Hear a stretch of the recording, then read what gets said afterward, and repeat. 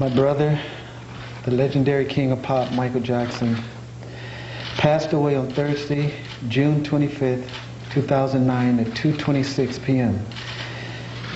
It is believed he suffered cardiac arrest in his home.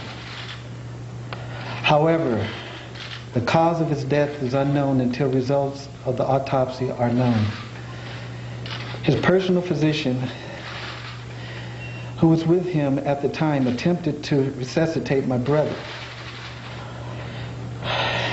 And as did the paramedics who transported him to Ronald Reagan UCLA Medical Center.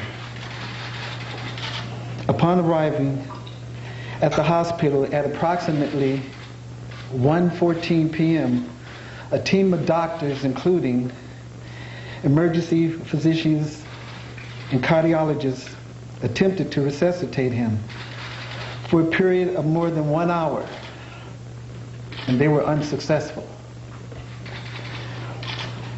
Our family requests that the media please respect our privacy during this tough time. And may Allah be with you, Michael, always. Love you. Thank you very much.